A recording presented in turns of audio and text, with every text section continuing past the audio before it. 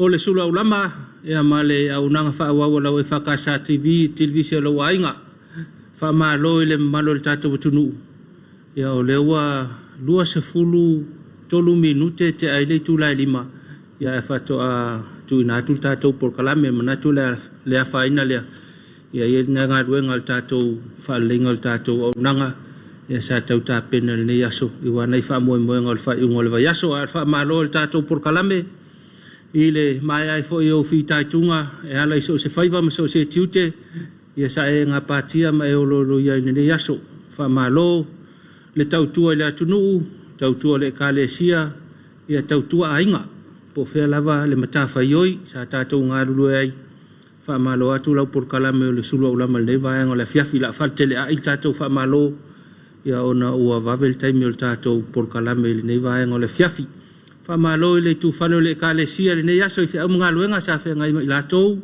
fa urulunga mta ngā luenga ese ia fa apela u fai ngā luenga se famalo le kalesia famalo le kalesia ese fa urulunga kalesia ma lau fai ngā luenga tofia le atua malo laval ngā lulu le nei aso le ngā te foi lea ia al talo sia pea ia le talo fa awau ia matu i pea le langi ina ia tō mai le pule le atua i fea mga luenga si o tātou watunu wha malo atu i tamau le kalesia mo lato whalitua ia wha pia foi sunga i wha whengainga mai lato whalitua so se kalesia i whakasai Samoa nei ia wha pia tunu e mamau wha malo le lau al whono tele ma le ofisa tu tono le kalesia lau whionga li taitai whono ma sui taitai whono mo lua whalitua o le teu tupe ma le whailau tusi mo lua whalitua malo le wha atoa toa i fea mga luenga ua afe le lau fono tele wha malo fo i le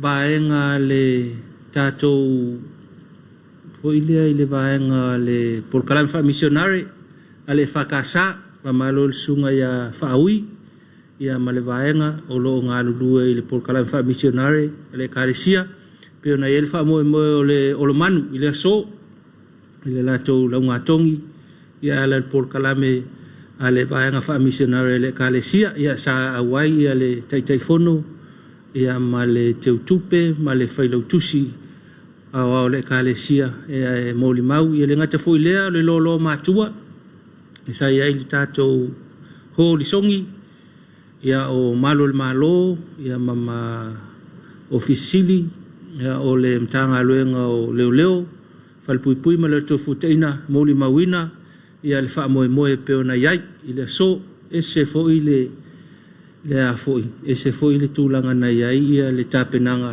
ia le tātou vaenga le ao lo manu ia e peo na iai mo le mauina e matua ia mese le kalesia ia wha pea nisi o le tātou atunu usau tō wa ato mo le mauna i vaenga ia le wha malo lea ia ona o le laulau o le whanutele sa iai lea vaenga tā ua wha malo atu wha mga luenga le ngata i lea tele tiute ma au nanga sa iai fo le nei aso i le tātou lau fon te wha malo i wha lulunga mta ngā luenga le kalesia ma lau whai ngā luenga malo ngā lulua le nei aso wha malo i au nanga ese le kalesia ia po fea lava o tautual tātou atunu wha malo tu lava le tātou por kalame le Suluaulama wha malo le sunga ia wha moana ma le vaenga ia sa ngā lulua i nei le tātou official tātou TV ia fa lea nei vaenga ia mana o mia o tātou TV le ngata fo i lea fa malo le sunga ia George o sunga ia Tangaloa ia mo le tapena ina o nei vaenga ia le ia malulu vaenga le ia malulu ia mātou ngā lulu le ia so atoa i nei vaenga ia i fa pea fo le sunga ia Solomua o le vaenga o le faimoli e le tise malo lava mo ngā luenga o le nei aso ia manatu a pisi tātou i le tau whainga o le tātou whaumaina o nei tātou por kalame le vaenga le Afiafi malo lava au auna whamalo tautua ia e ala le kalesia mana whiau whamalo atu ia te utou manuia le tali watu i le mai ai o whiau mga luenga le nei aso malo le malo mai lava i le malo su iau masiofo o le fono o le whaitula fono o le malo Samoa palemia sui palemia fong fetalai sui fong fetalai mal kapeneta fai pule o le fono a fai tula fono fa lulunga mtanga luenga malo fai nga luenga mtanga luenga le malo nga lulu ne yaso Alo lava tautua le atunu ne tatou matua matutua ia whamalo tapuai le foi wai manuia whea mga luenga le nei aso ia wai foi whea mga luenga le nei vai aso i le tau tapua inga malo lava ia te utou matua le tapua inga o whaiva le atunu ma le ka le sia iso se mea le ngata isa monei ia whapea foi atunu e mamau whamalo i whanawa onga whengai masuenga whamalo i matua ma ngā luenga whai pea whamalo i tatou au vaenga le ngā lue whaavai taimi paanga le Pōkalame ma unanga le whakasaya tunu e mau ma i Samonei ia whaamalo atu tātou Pōkalame le Suluaulama la whais tātou malo longa whais tātou whaafiafianga a toifo i mai ia whaawau tātou Pōkalame.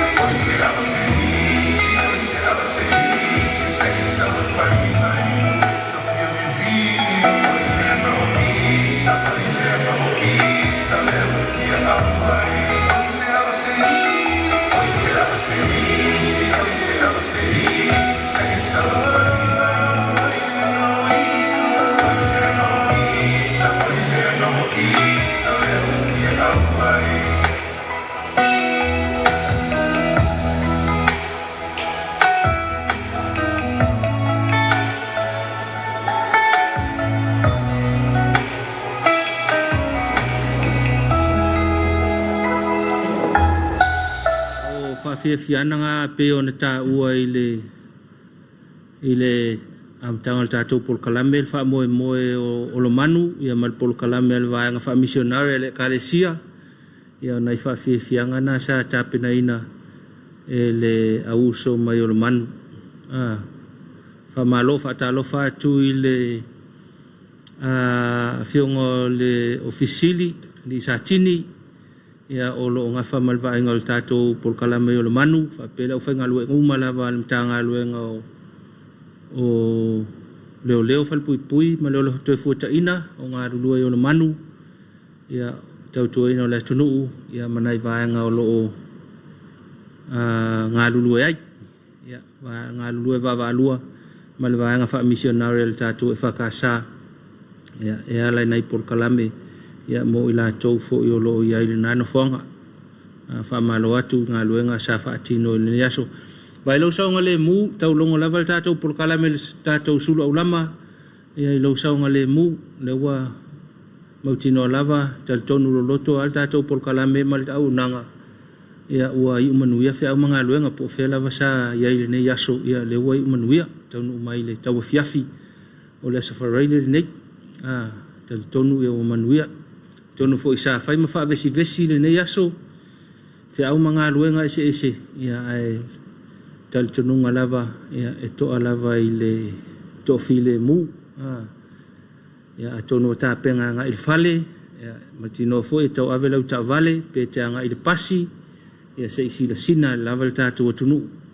i le vaenga le eisi whawhitauli na tupu nei le anei le uli ia te langona foi o se whea mo tātou o le mea leo le giveaway foi le giveaway o le taavale i le a mea le te tau na giveaway ai pe o le tūlanga nei ia o giveaway le taavale i le vaenga o le awala i le te tau na tū e giveaway ai ia ona afia i lo le ia o ke i le ska avale lai kua le va kua ku i luma ia o le tu leva no ia fe le taavale le situ i tala whātai o pia ia o le o ia le lai na malo fo ile le kosi malo fo ile le mo la o le tele le te tau na a fea ile situ o la o le tele ia sa ia isin tamai fala vela ventula i mai ia wala kia o le tamai fala vela vela titia ile ia se me tele na afia ia na o le te o le loto mo le mafau fau ia mte fa fanfanai ia mto ia nga ia i fia o mga luenga a o nai vaenga ia taulongo le tātou pokala me manatu foi ia a whapet giveaway le tu e le fitau i la awal tele ia watu a foi leva no i le sta avale soli le ta avale na tu la fono ia tau sisilane nei vaenga ia tau ave lau ta avale loanga i fale nei vaenga le fiafi ia se sisilane i lunga awal tele tau ave fautauta faetete lau sa sisilane nei ta alonga foi na wo faita faala ia wale fulangi le nei aso o le voli o le lakapi o le kilikiti ia nei afe mai le polo le awal tele la vea ilau ta avale le anga ia tu a fa to le lo ma fa fa le mula ta avale ia o le memo tino em faina e taofia ia mai va ia se fa la ve ona tupuai foi malo ta tu tunu u fe malanga i le awal tele le ngata le ta avale o la to e ta faala o le wila vili vai o le vaenga le faisina fa malustino le fiafi savali koleni tamoe ia se sisilane nei vaenga ia awale o lo le sfaraile fa pe ia inu sina lua sina tolu ia tu dia tua awal fa ia le mele na e te ona loa pe te ona le ava po le fuala au fa saina e le te tauna e aveina le tavale wale saonga le mu le sio uso le ilunga la tele malana ta avale ia fa pe foi la tau o lo ia te faala so kangaka la kalaka i foi la o tele wale saonga le mu ka e tau ave ona ina ta avale si la i foi nei vaenga ia a fa pe o le wa nga i faise fa malo stilo le fiafi sina fia foi wai ulva yaso ia o me tau foi ia fai male poto fai male tamai ia mana ia le alu se momolio le mena tanga ia i pe te alu foi ta avale la titi o lau se fulu ta la po lau lua se fulu ta la lua ngale na pe a e sefe tau nu i o le mena fa le fa mo e to tau nu le fale ala fia ta yao na ilo le tupo le fala vilave ia ona tele ile o vaenga e tau ta pena ia malele le ia ma fau la to wanga ia tu fa i ngole va yaso ile ngata o le ainga wo mai masani ia pe fa pe tu nga mo nga fa la on tu mai tu lalo le ta tu por kalame ile mamalo ta tu tunu ia la fo le nei vai ngola fiafi ia o le ta le ono le ta tu fenga lo tu masani fo pe ona yai ta tu to mangala vai le tu ave le vinga mal fa ftai ono na lofa ili matai fo ta tu fa mangalo ngale nei yaso ia foi pere vinga ia teia ia tatou mai faatasi foʻi ia le tatou tapuaiga i luga o le aunaga le fakasa TV ia i luga o le TV ma luga o le tatou pega tafailagi ia tatou tapuaʻi faatasi faafoʻi le viiga i le atua ia o le avanoa foʻi tatou te saʻilia i le atua ia ua foʻi ni vaega ua lelelei o lenei aso ni mea ua faatiga ai le mafaufau ma faaita ia ua taugalo ai le o le faamagalo ia tatou faia le tatou tapuaiga ia tatou te sulu faʻi ai le tafua o le sa tauro o le alii ia ua foi lenei aso i ona vesiga ma le tatou feagai ai feʻau magaluega mai mo mai le tatou atunuu i le faafiafiaga o lo manu o le kirisimasi ia onai pese faaleagaga mai tupulaga talavou ia nai vivinga o le atua ia ona tapena mai lo le o le tatou faiga lotu lenei vaega o le afiafi o le tatou tofi o le suga ia malaesilia ma savali o le suga i le aʻoaʻo fesoasoani mai le fakasa gaga i folevao le ua tapena mai ia mo le tatou faiga lotu lenei afiafi manuia lau faasausauga manuia lau faafofoga ia alu malemana le upu folafola lana auauna ia ua foʻi le tatou tapuaiga o lenei afiafia maeʻa ia faauau pea lea o le tatou polokalame.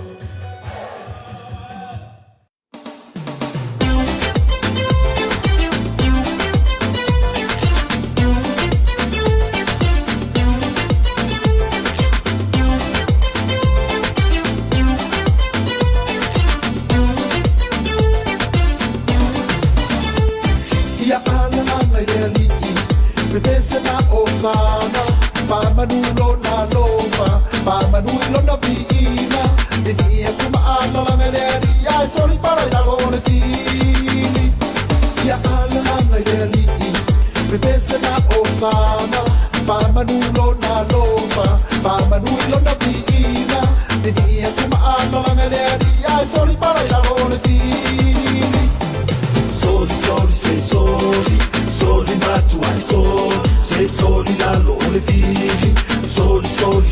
soli, tu ai soli, soli, se soli, soli ma tu hai soli, tu hai soli, soli, se soli, tu hai soli la lole fili.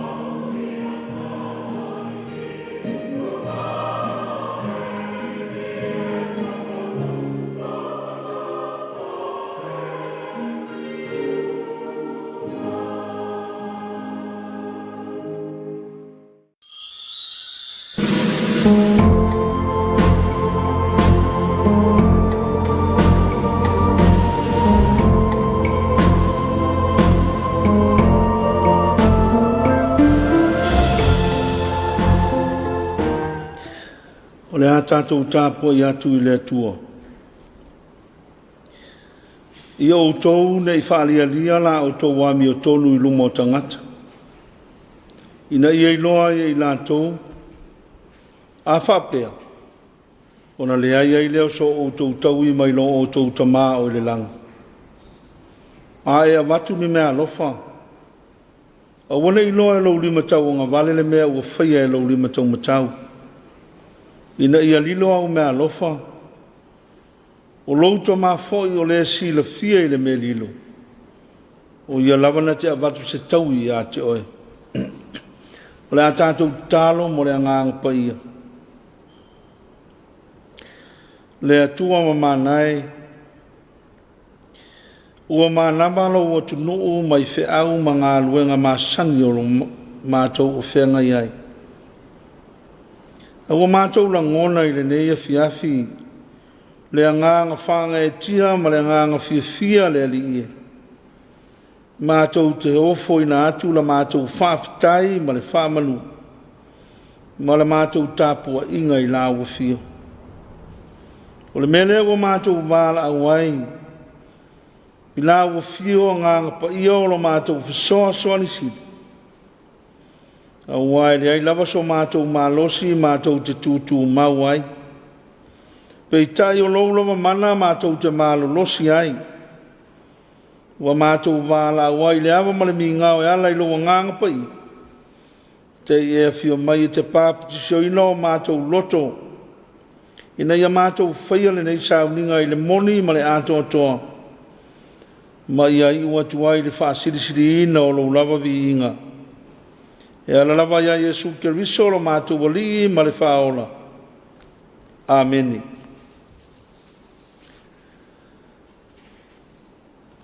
O le whaita wino o fionga pa ia le atua. Tusi whirifilia mo le nei Afiafi. Maua mai lea i le whenga inga whou. Tusi le evangelia o mātaio. Mātaio lo na mata upo e ono. E whaita wina mai le whai upu mua mua. Se ia whaangata i le whai upo e ono. Mātaio lo na mata upo e ono. E whaita wina mai le whai upu mua mua. Se ia whaangata i le whai upo e ono. Whaafonga maia. Ia fionga pa ia le atua. Ia o tou.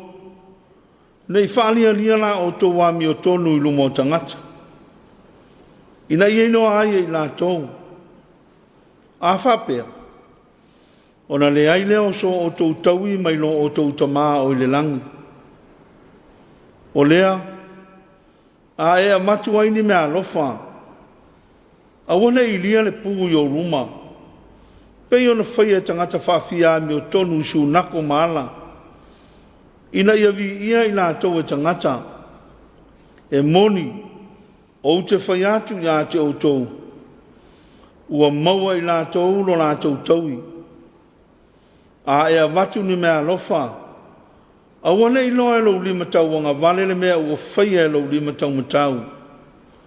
Ina ia lilo au mea lofa. O louta ma foi. O lea si le fia i le mea lilo. O ia lavana te avatu se tau i a te oe. Pe a e te talo. A wana e pei o tangata whaafia mi o tonu. A wā wala tau fia tutu ma te talo i su nako. Mawhetau lai ngā ala. Ina ia i loa i la tau e tangata. E moni. O te whai atu i a te outou. Ua maua i la tau lo la tau taui. A oe. Pe a e te talo. I nā unu atu ia i lo ngā Afiafi. Ma pupuni i lo na pui pui. I le e te talo ai le utama o i le mea lilo. O louta ma foi o le sila sila i le mea lilo. Nā te avatu se tau i a te oe. Whamanuia mai le atua e ale le whaita wina o nā fionga pa ia. Mai atu maupe i a te ialo na lava vi inga. Nei ma se ia o i le whaavavau lava. Ameni.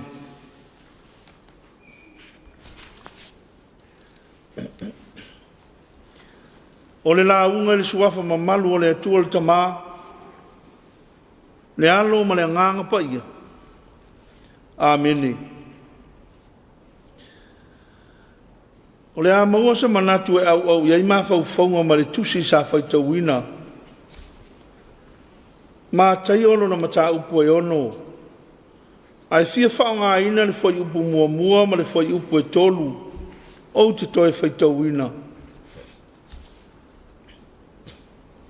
Ia o tau, nei whalia lia la o tau wa mi o tonu i lumo tangata. Ina ia iloa aia i la tau, a whapea, ona le ai lea o so o tau tau i mai lo o tau tama o i le langi. A e a watu ni mea lofa, a wana iloa e lau lima tau anga vale le mea ua whaia e lau lima tau matau. Ina ia lilo au mea lofa, o louta maa foi o le sila fia i le me lilo. O ia lamana te abatu se tau i a te oe. O le manatu au tū o mawhauwhaunga whale anganga o le nei Afiafi. O la whapa ia ina i le vaia. O la whapa ia ina i le vaia. O le o la whapa ia ina o le ona lava lea ua whaapa ia ina mo le atua. O le ona e whaamua mua le atua. E whai mea sili mo le atua. O lono winga, so se ngā luenga e whaia. E whaia lava mo le vi inga o le atua. Tasi lea mata upuna la unga ai e suilunga le maunga. O le mata upu e whaata tau i whai ngā mea lofa ma le ola talo o le tangata. O le mata upu o lapata ia i Yesu o na soo. Ina ia tau mo mao ma wha i tete i le ola wha fōlinga. Ma le ami o le tonu o le autusi upu ma le au wharesaio. O ina tau o whai maa mio. Pe ami o ai fo i le ola wha lia lia i lumo tangata. A ofo o lātou mea lofa, ma whai a lātou te talo. E se lava lea nganga e whai ai. Ai meisi o le fia i loa i lumo tangata. O le mafu anga lea o le lapatai o Yesu i o na so. A wa a o ina manu malo winga ia, ma mi o le tonu ia le au whareseo ma le au tusi upu i loto o le au so. O na le sanga tonu ai lea o lātou loto i lo lātou wala au inu. Ma le pa iai mo le ali. O le ola whai mea alofa ma le ola te talo. O tiu te tāua i o le tangata i le wāwhenga iai ma lo nātua. A wā e ofo le fō ai, ma whai le te talo mo le vi inga o le atua. Ai o le sila sila Yesu le au wharesaio ma le au tusi upu. E se lava le anganga e whai ai a lātou fōa. Ua le whai a mose vi inga o le atua. Ua le whai a whai se anganga moni e watu ai le mea lofa mo le ua ave ia. Ai ua whai na ia vi ia ai lātou. Whai mai e ili le pū. Ina ia i loa e tangata le fōa i ua whai. E whai loa, ina ia whai ai e tangata ni o lātou vi inga. Lea lana wheta lai a Yesu. O lo lātou tau i ale nā. O le tau i le nā o le tangata mi o le tonu. O le vi ia e tangata. E whai mai e tangata o lātou vi inga. Ma o vi inga mai tangata. E umai le larulangi neilo na malosi. E le ai lava se malosi. E tau ave atu ai le tangata i tua atu o le neiola. Whai ma le wha maoni lau fōa i le atua. Pele ilo lava e tangata le whainga o lau fōa. O loo sigi la fia lava e le atua. Le o loo fio i le mea lilo. O ia foina te avatu le tau i e whaavavau. O le tau i mai le tangata e ngata i le larulangi nei. A o le tau i mai le atua mo le tangata e whaia le taulanga mo lona vi. O le ola la valea e whaavavau. O loa o mai fo Yesu. A whai e te talo. Ulu i lo ma Afiafi ma pupuni i lo na pui pui. I le te talo ai lo ta mai le mea lilo.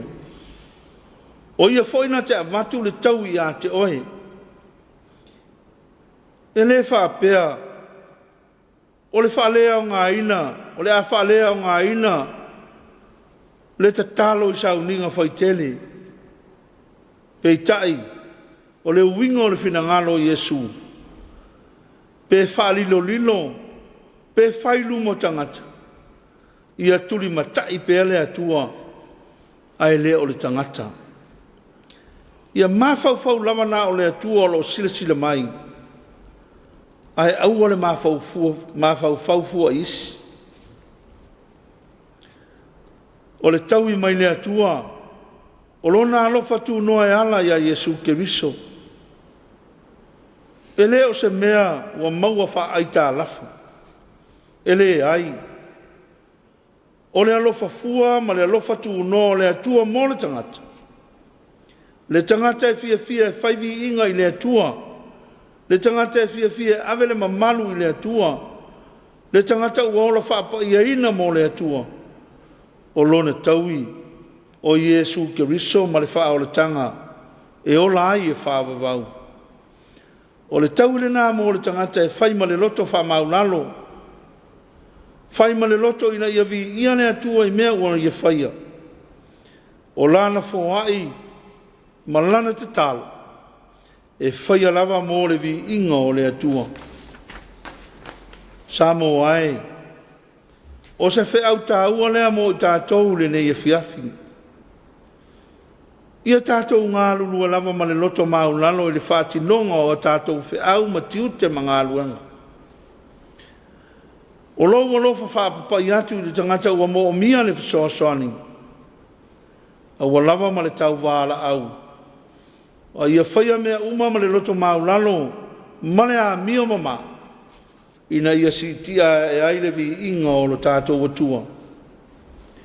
Na maliu mai lava Iesu Keriso, ma savali le sa tauro ma le loto maulalo, ma le anga malu. Lea na taunu uai lava i, o ia i lona maliu ma toi tu. A o le vi inga e siri lea i lona tamā. O le na maliu mai, wana whailo mai a te tātou le loto maulalo ma le anga malu. E whaatino i nā i o tātou tofi, ma tiute, o na tātou maumaleo le whao le tanga, wa umau na saunia mo i tātou lana whanau. Ia manuia tele whai ngā malo longa o le Afiafi.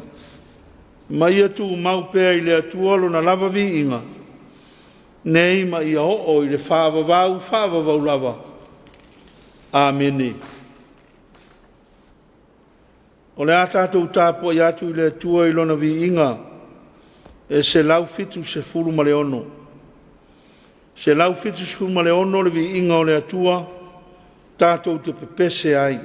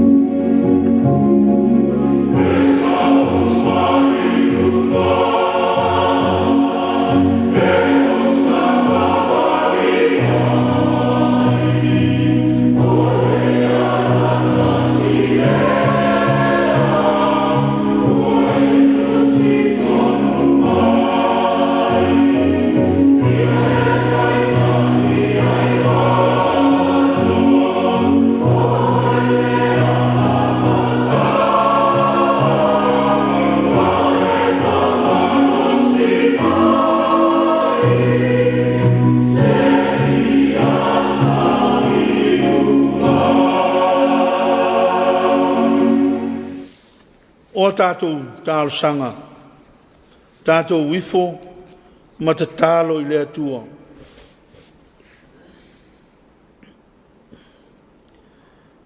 Lea tua siri e se,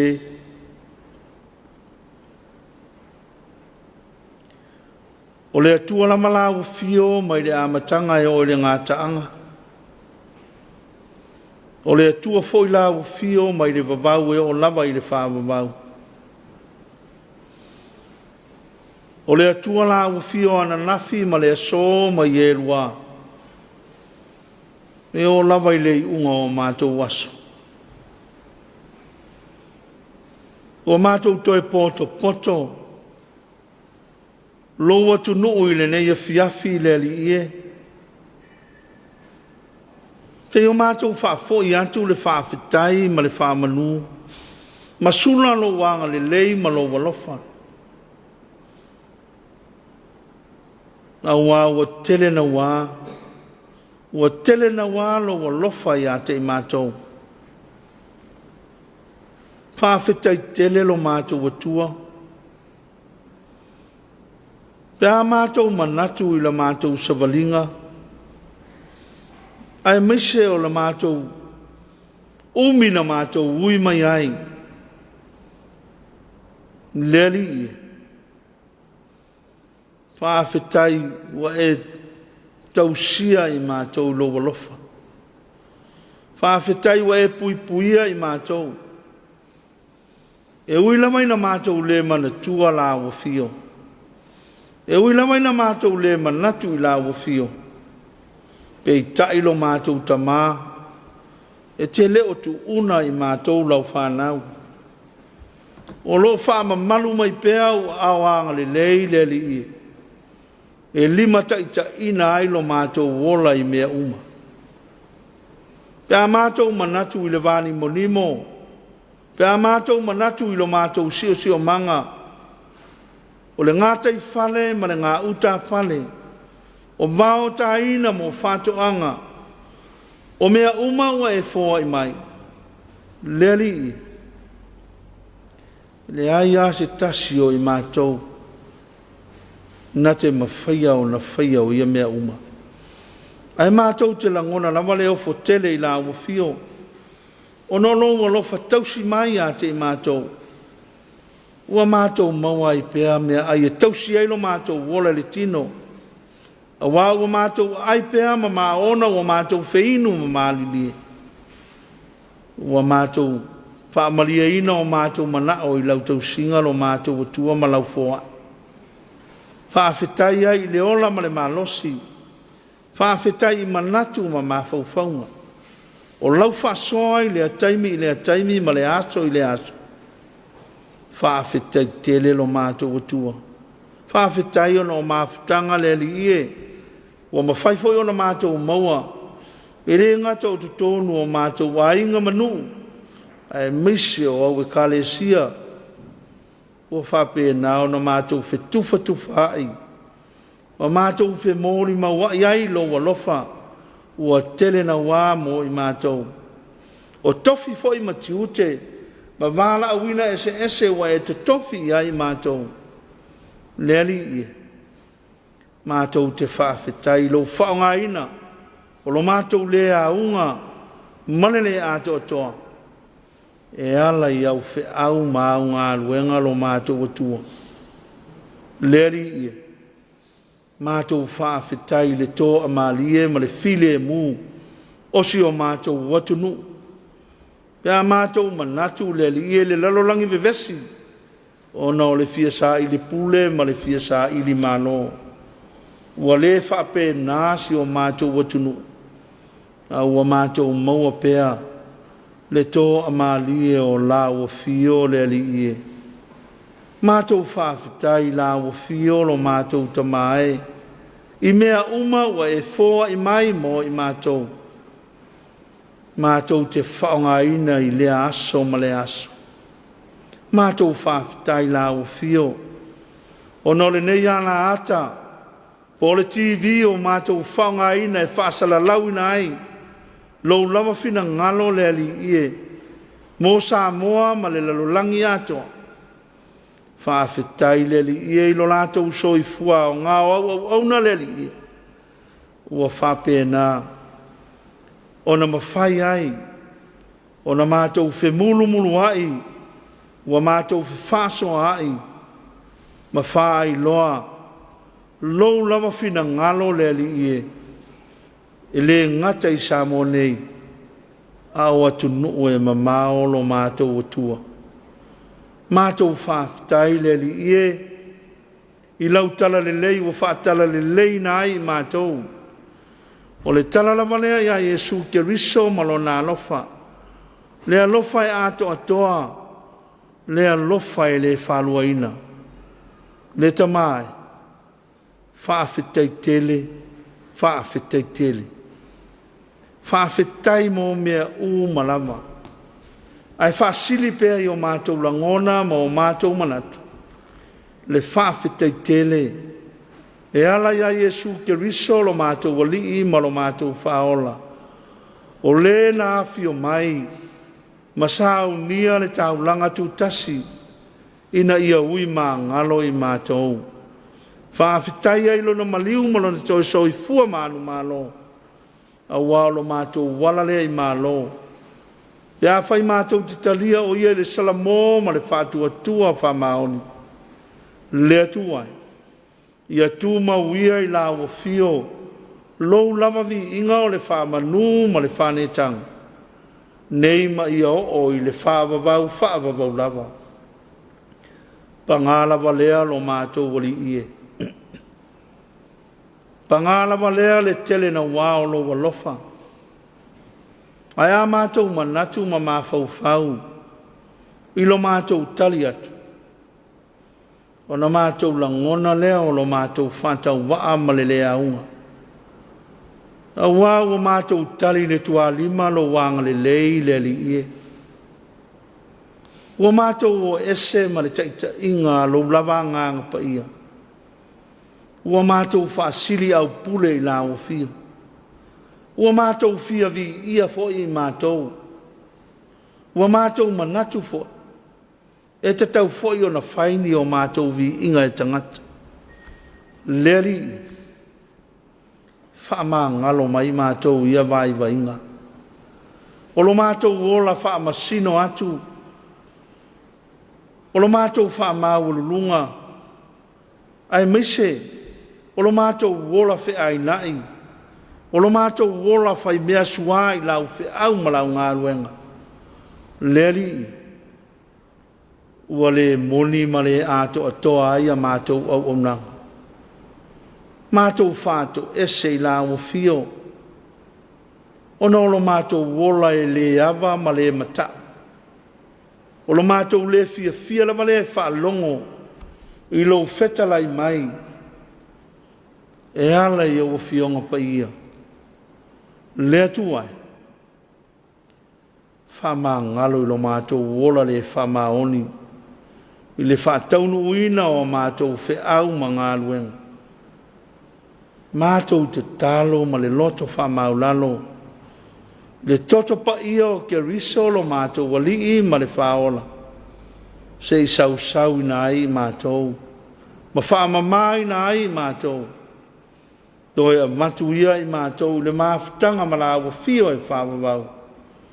Ao I mātou o le whanau. Wa tauami o tonu ina. I lou lava toto pa ia ta mā. Lea tu wae o manuia. Ua mātou te tālo mo au whamanuianga. E mātou te le whangaloina pēa le lalolangi lau tele. O e o mo o mia lau whesoa soani I tafa ese ese. Ina pa ia tu ia lo mana ma au wawenga le ali ie. Pa ia tu au whamalo longa. Pa iatu lo mawhana whana, se I wha mawhana whana ina ai I lato uma. Oe o ti ngā ina ma mawhatia o na o mai o le tino, e le ngata o ai o whare mai ma tutonu o ai lea tuai. Se I e lango malu o lato tautonga ti ngā. Alofangia ta mā. Samoa o au. ele ngata o Samoa nei au atu nua e mamao le ali o fea lava o ta oto ai ma ta ape ai le toto o lou atu nuu le ali ia iai pea le anganga taitaitama o la ufio whaamanuia i lo lātou ulufafo ma le ulufale la vea ia i lātou ai whaingata pui ma malutia lo lātou wola i o ao angalelei.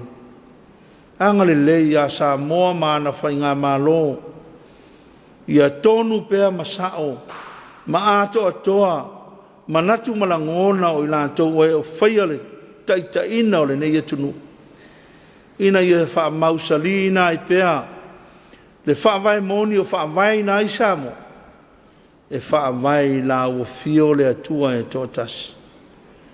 Alofa ngia ta maa le ngalu e nga whai alau e ka le sia o au i Samoa nei ma le larolangi ato ia mana pea lau upu fola ina ia tele pea nganga mo la ua fio malo malo e whaavavau. Alofa ngia le nei au whai ngā luenga o lo la mātou ngā lulu e whatasi awa wha moe ngā o lau e kale sia le li se e wha manuia ia i la tau o e o ngā lulu e le TV ia wha pēnā o na tofu sia ia u wha manuianga maua i la tau wha manuianga o mai lau a fia a walo la tau walo whaiva i tiute ma tofi ma fe au ma ngā luenga lea tuai lo mātou wola tau mo whai mo la ua fio e ala i au fe au mau ngā luenga ia whaia lava ma le loto mau lalo mea uma ia whaia ma le anga malu le li ie ia le losi vale ia le sa ilivi inga a ia na o la ua fio ina ia vi ia mātou whaatinonga uma wa mamalu mai le po ma ona whainga tā le ali ie. Se taimi a mātou mo moe ma malolo. Tau sia i mātou i lau alofa. Leo ina lau watu nuu. Ne ia mātou wala whai le tae au mua. I fe au ma ngā luenga o whātali mai. A mātou tā ape. Tuli muli auloa ina i mātou lea lofanga le leo la ua fio. Lea tuai. Tau tai la ua fio. E tonu ma ato atoa ai mea uma.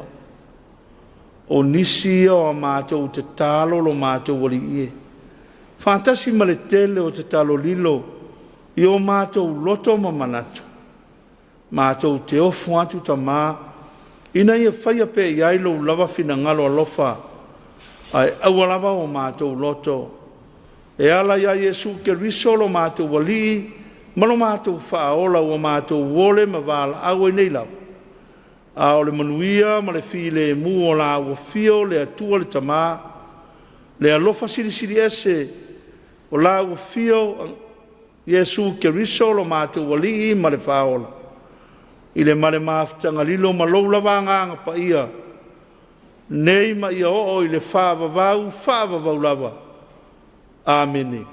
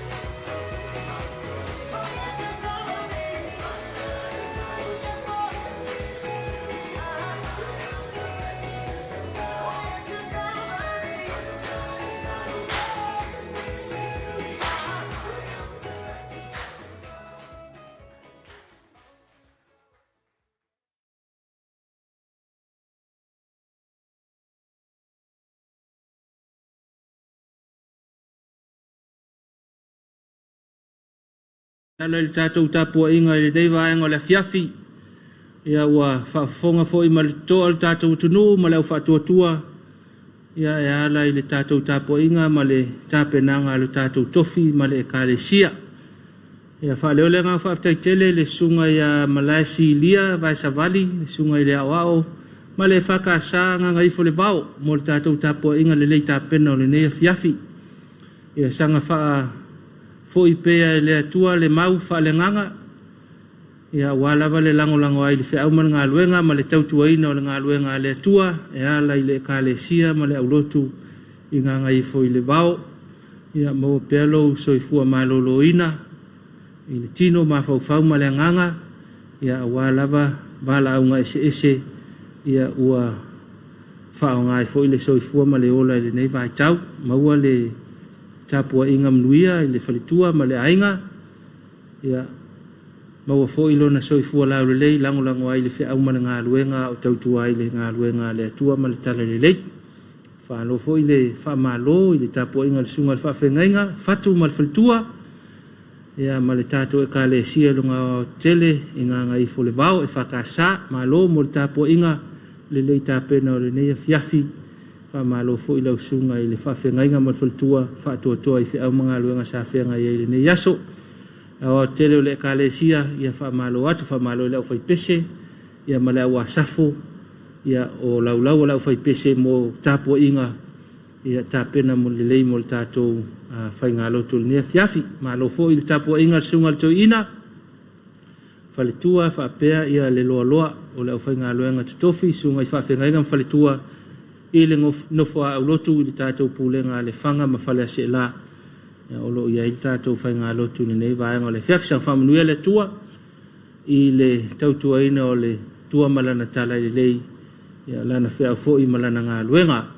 Ia o lela tapena mai tātou whasara launga whasia silanga mo lau si le fia i le nei fo i a whiawhi. Whasia silanga mai le ofisa wa onga le kalesia whapotopotonga Congregational Samoa avanoa whainga luenga. O avanoa whainga luenga ia onga le whakasa pei ona whailo i lano wanga wao na tusi talo sanga mai iai le mamalu o le atunu e le i talo sanga mai mua i nei avanoa. Mua avanoa pule a onga. Pule a onga kolise o loro muenga fau, pule a onga tusiata mo le whale mantanga, pule a onga o le a onga matata ese i sale longa. Lua, avanoa sui pule o kolise o papauta, sui pule o kolise o malua fau, sui pule a onga tusiata ma le whale mataanga, sui pule o la onga matata ese i sale longa. Tolu, avanoa whai a onga, ma au whai ngā luenga langolango i kolisi maululunga, ma onga wha wau. Mua kolisi o le muenga fau, tasi le avanoa whai a onga English, tasi le avanoa whai a onga le health and physical education and religion knowledge. Lua kolisi o malua fau, lua avanoa whai a onga mo le English, lua avanoa whai a onga mo le maths, tasi le avanoa whai a onga mo le accounting and business studies, tasi le avanoa whai a onga mo le visual arts, tasi le avanoa whai a onga mo le food and textile technology, ma le tasi le avanoa te uwhanua. Tolu, kolisi o tua sivi, tasi le avanoa whai a onga geography and social science, tasi le avanoa whai a onga le ngangana Samoa, ma le tasi le avanoa whai a onga mo le business studies. Fa, kolisi o nu au sala, tasi le avanoa whai a onga mo le ngangana Samoa, ma le avanoa whai lau tusi. Lima, kolisi o teino papauta, tasi le avanoa te uwhanua, tasi le avanoa whai a onga science, tasi le avanoa whai a onga ngangana Samoa, ma le tasi le avanoa whai a onga o le maths. Ono, a onga matata ese i sale lolonga. Tasi le avanoa whai a onga le carpentry and joinery, tasi le avanoa whai a onga le tourism and hospitality, ma le tasi le avanoa te uwhanua. Fitu, a onga tusiata ma le whale mataanga, tasi le avanoa whai a onga le English and communication, lua avanoa te uwhanua. Fa, o tusi talo sanga mo avanoa whai ngā luenga o le pule a onga, sui pule male whai a onga, e aona tu ina mai wha amatalanga nei, mua, tusi talo sanga mo le avanoa whai ngā luenga ua e filifilia. Lua, tusi pasi ma whailonga taualoa ia wha amaonia. Tolu, tala anga o le soifua por CV. Fa, tusi wha amaonia o ngā luenga sa e ngā lue ai. Lima, tusi wha amaonia mai lau whai fiau. Lima o tusi talo sanga ma avanoa whai ngā luenga o le teu whanua ma le whai lau tusi. Ia tu ina mai na o le tusi talo sanga ma le tusi whaamaunia mai lau whaifi au.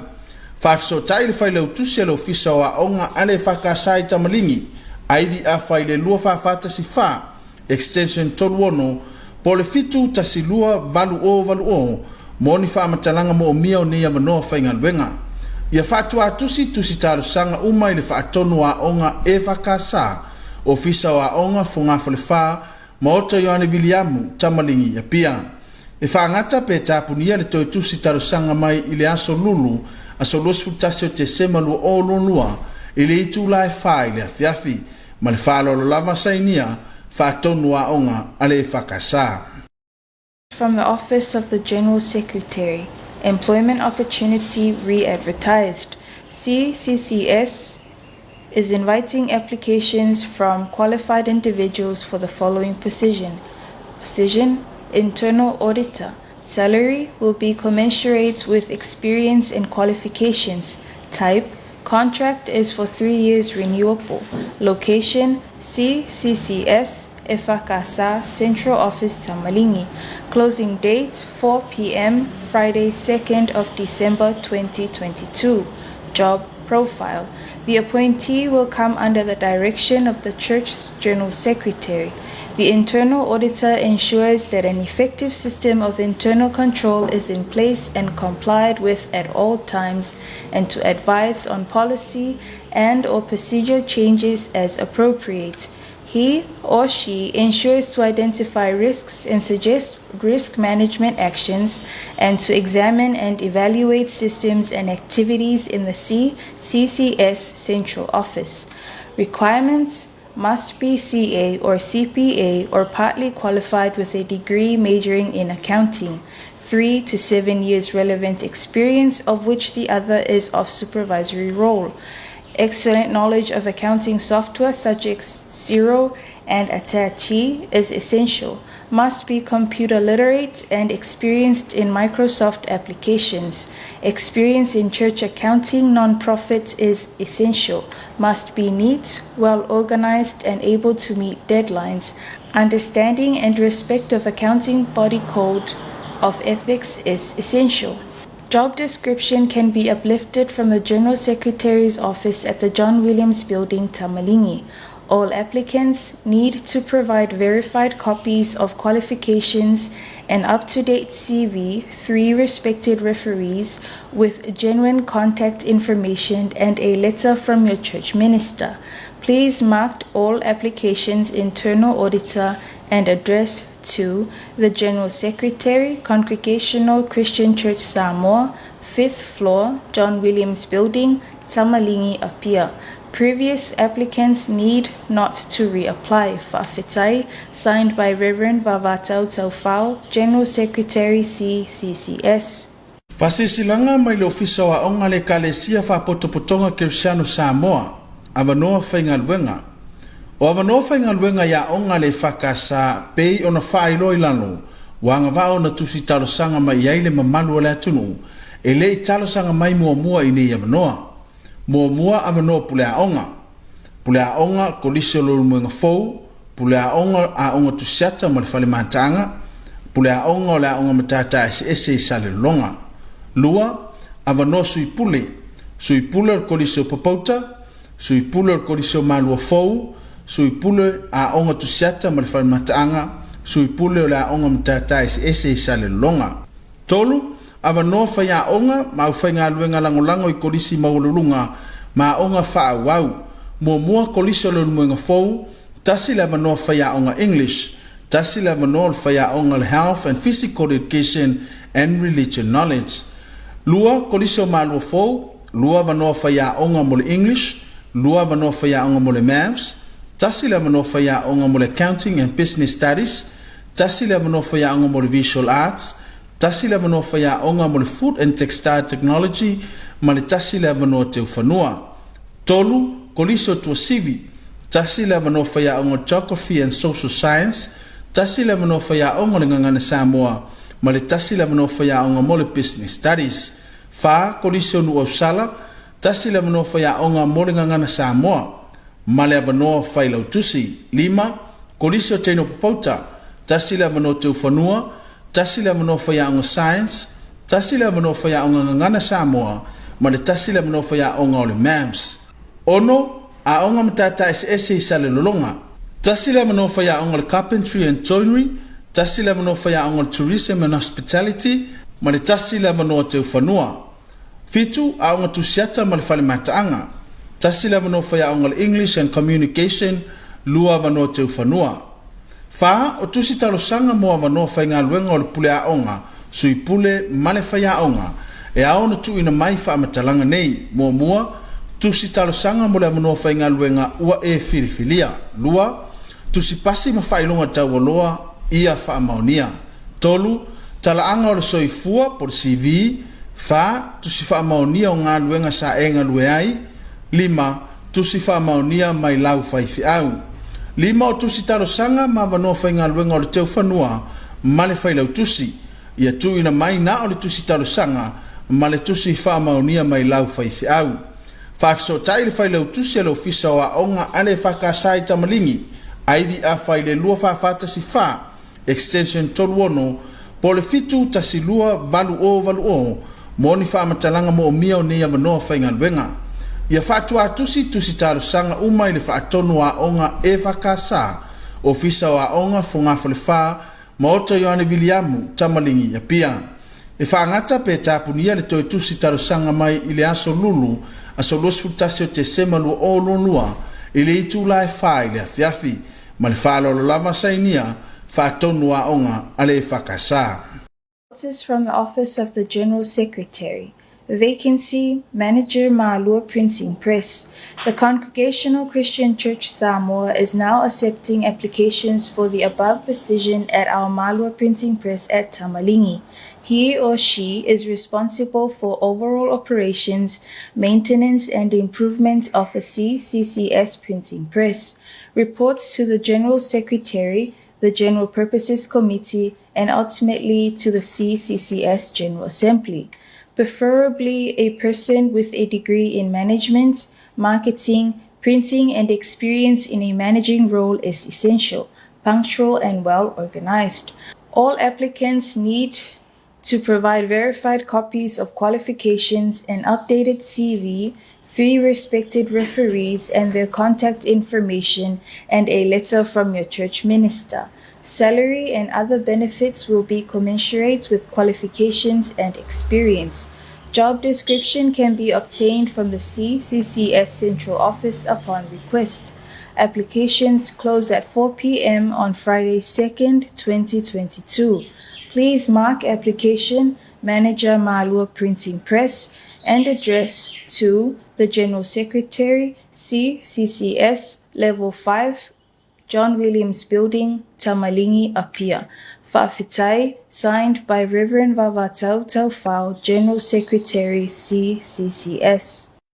Langa whaalawa I tele, e tu sai mai a inga le tula fono tulanga mamalu ma whailonga tawaloa ta si waiwaiva. E whailoa atu wai ma le whaaloalo I le atunu e whaapea. Wata tala ina nei a wanoa mo talo sanga e tu ina mai. Mo I lato wanga wa amo le whaeina atu iai o whailonga ma pine tawaloa Samoa. E amana iai lo lato sao taua ma le tautua matawela. I le atunu umauna tangata. O pepa mo le filifilinga o sui, mai a inga mo le filifilinga. E mo whaiona tawa au inatu mai le official matanga luenga le palemia ma le kapeneta fo ngā whale whama o tole malo pia me mata awha whamuina mulinu o le lua 4 PSCT Boulevard i le ele fou po le upenga ta whailangi www.mpmc.gov.ws o talo sanga umai whaangata ina i le aso whareile se fulu ono te sema lua afe lua se fulu male lua.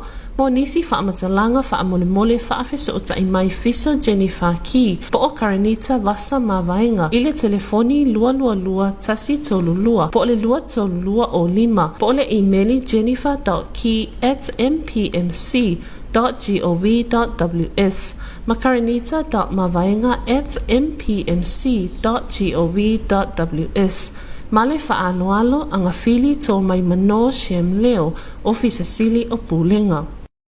Silanga male matanga luenga o tina matamai tai, a tina e o fio anga maanga feso tai. Fasi silanga toi whasalawino o vano whainga luenga, mo ofisa o itu malo. re-advertisement of vacancies for district offices. E fasisi la hatu ma le whaaloalo, o whai nei ona toitu ina mai talo sanga mo avanoa whai ngā luenga, i ofisa i tu malo ta itasi ua ta ua ilalo. Mo polu, mo mua ano ama numero mo mua, Executive and Project Officer only. Lua, mai maunga numero 4, all free positions.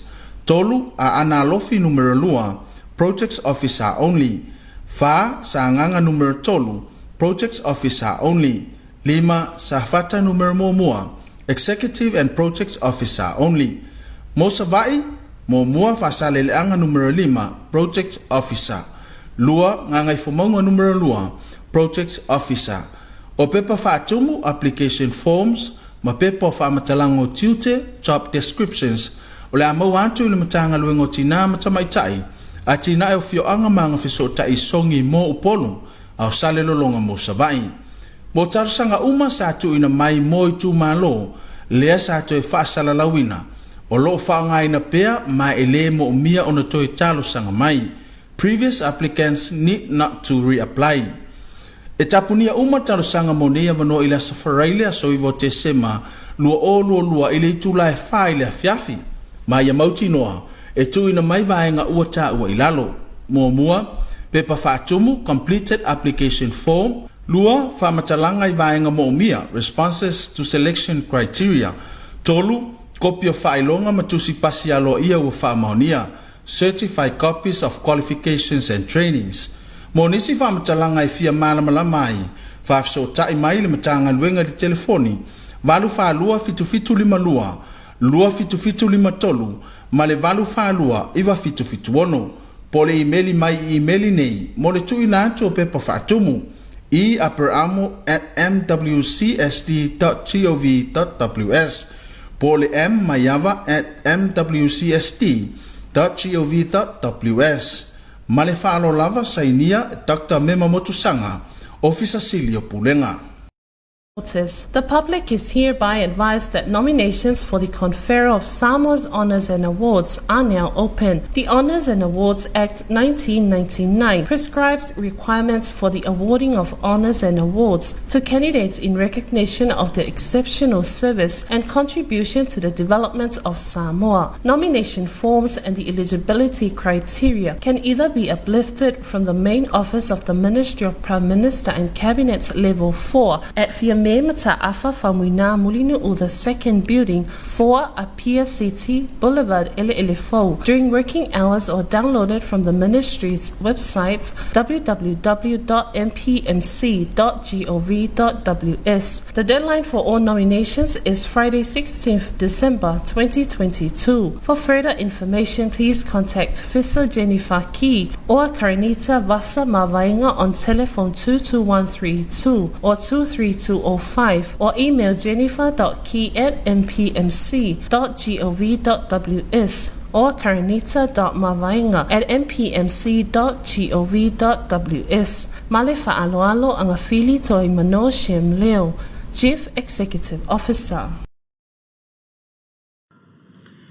Ia toi tali mal tatou por kalame u whaafonga tatou tunu ina i whaasilanga ma whaasalonga u maua tatou por kalame i le nei fui vaenga o le Afiafi. Ia whaasalonga o tatou por kalame o le tāle fitu o lau Samoa taulongolongo o le tale vai whanua o le arat fitu mai le TV Australia. Ia o le tatou por kalame o le soa le pule pe a awhale tu lai valu.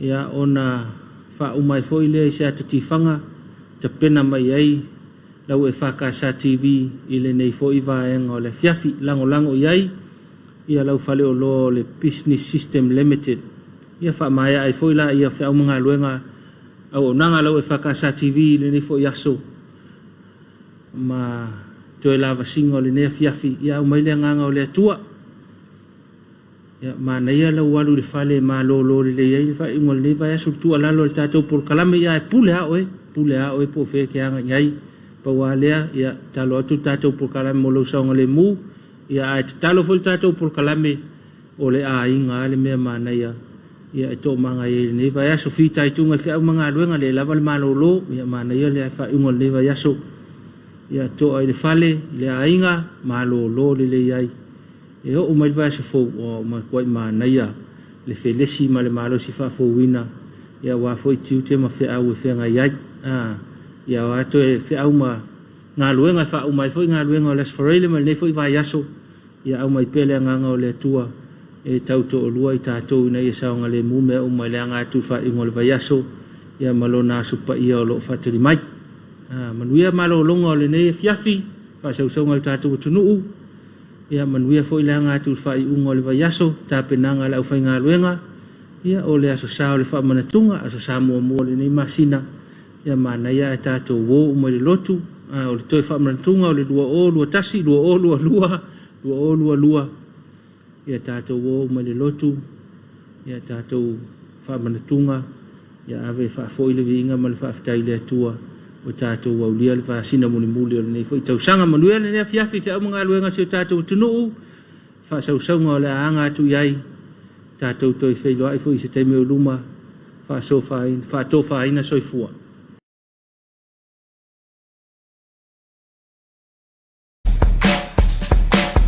Maro anti, ska kasikir suka nga famule.